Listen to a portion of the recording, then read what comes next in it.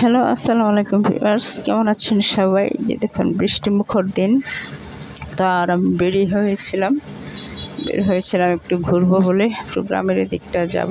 তো যাচ্ছিলাম হচ্ছে ট্রেনে। এটা হচ্ছে আমাদের বাড়ি ত্রিশালের এদিকের এরিয়াটা।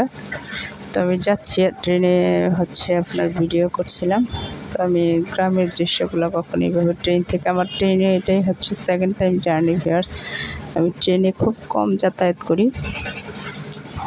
তো আমি দেখলাম যে ট্রেনেই হচ্ছে যাতায়াত একটু কমফোর্ট লাগে, বাসে একটু ভয় ভয় লাগে, বাট ট্রেনে একটু নিরাপদ লাগে। তো আমি যাচ্ছিলাম, আর খুব ভালো লাগছিল যে হচ্ছে গ্রামের দৃশ্যগুলো ট্রেন থেকে এত সুন্দর আর এত দ্রুত যাচ্ছিল দৃশ্যগুলো, যে ক্যাপচার করা খুব, ট্রেন যখন খুব দ্রুত ছাড়ছিল তো তখন আর ভিডিও ক্যাপচার করা খুব কষ্টকর হয়ে গেছিল। ট্রেন যখন একটু থামে তখন আবার বেশ একটু ভালোই লাগে।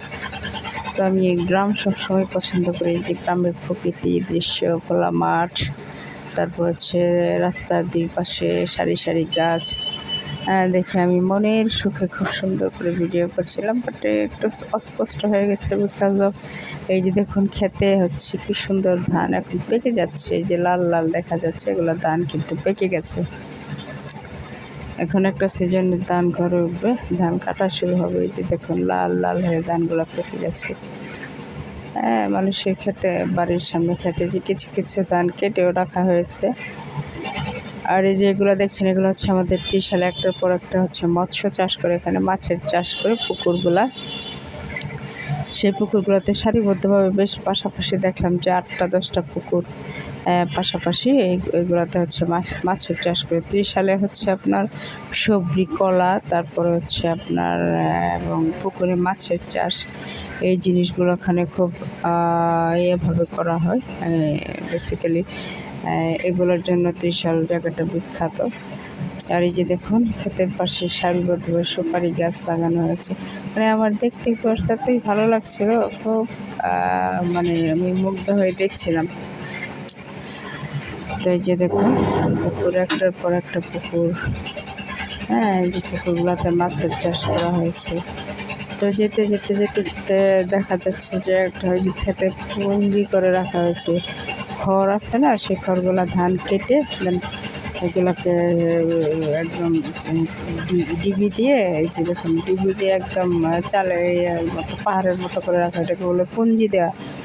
খেরের পুঞ্জি বলতাম আমরা, খড়ের পুঞ্জি। তো সেগুলো এখন গ্রামের দৃশ্য খুব কম দেখা যায়।